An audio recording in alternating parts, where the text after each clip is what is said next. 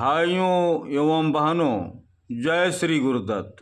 आप सबका शाश्वत ज्ञान गिरनार से चैनल में स्वागत और अभिनंदन है।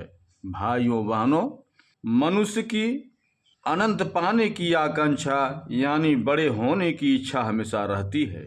वह आनंद प्राप्त के लिए ये इच्छाएं पालता है। यह समझना होगा कि भौतिक जगत की वस्तुओं को केंद्र में रखकर अनंत की साधना संभव नहीं है। उसे मन को इनसे ऊपर उठाना होगा, मन को अनंत की ओर मोड़ना होगा। यह तभी संभव होगा जब मन को बाहरी वस्तु से हटाकर आंतरिक जगत में ले जाया जाए। आंतरिक जगत में मन को ले जाने के लिए सात्विक आहार और सत्संग भी जरूरी है। मनुष्य साधना जगत में तब सफल होता है जब वह अपने आचरण, व्यवहार और चिंतन में सात्विक परिवर्तन लाता है। व्यक्ति की इच्छा स्वाभाविक धर्म है, इसीलिए इस इच्छा को दबा कर रखा नहीं जा सकता। उसे आगे बढ़ने का पथ देना ही होगा। जो वस्तु अनंत है, उस वस्तु को जो जितना ले ले, किसी के साथ किसी प्रकार का संघर्ष नहीं होगा।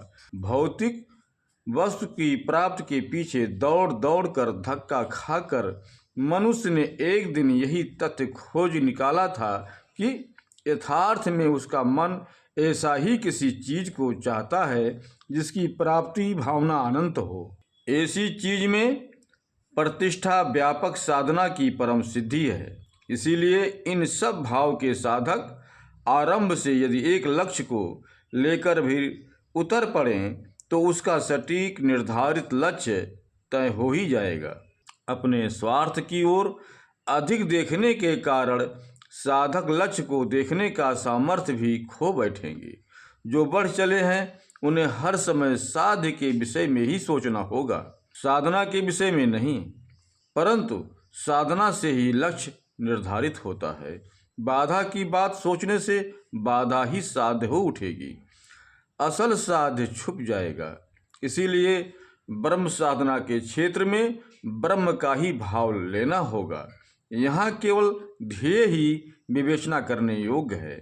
इस ध्येय का भाव लेने के समय जो प्रतिकूल भाव साधक के सामने आते रहते हैं, उनके बारे में सोचने से काम नहीं चलेगा। बाधा किसके पास से आती है यह विवेच्य नहीं है, किसके पास पहुंचना होगा यही विवेच्य है।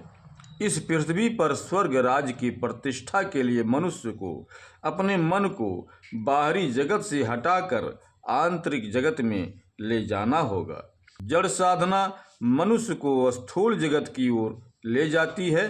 ब्रह्म साधना जड़ साधना से पूरी तरह अलग है। इसमें लक्ष्य ही बड़ा है, यानी ध्येय बड़ा है, पथ नहीं।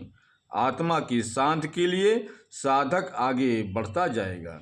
जो इस परम शांति के रास्ते में बाधा देना चाहेंगे, उनके साथ किसी प्रकार का समझौता नहीं होगा। इसीलिए बोलना पड़ता है कि धर्म साधना आत्म शांति की साधना है। साधक की बाधा के सामाजिक पक्ष को अकेले में समाप्त नहीं किया जा सकता। जो समाज के अच्छे प्रवृत्ति के साधक हैं, उन्हें साथ लेकर चलना होगा। इस सामाजिक परिवर्तन का नेतृत्व वही करेंगे जिनमें नैतिकता, आत्मविश्वास और आत्मबल अधिक हो और जिसने साधना मार्ग में अपने को स्थापित कर लिया हो। वही व्यक्ति समाज परिवर्तन का बीड़ा उठा सकता है। धर्मशास्त्र का पाठ करने से ब्रह्म साधना नहीं होती है। ब्रह्म साधना आंतरिक प्रयास है, यानी आत्मा को परमात्मा के साथ जोड़ने का जो प्रयास है वही अनंत की साधना है। भाइयों बहनों, अब हम अपने शब्दों को यहीं पर विराम दूंगा। पुनः मिलेंगे अगले वीडियो में। जय श्री गुरुदत्त, जय श्री गुरुदत्त।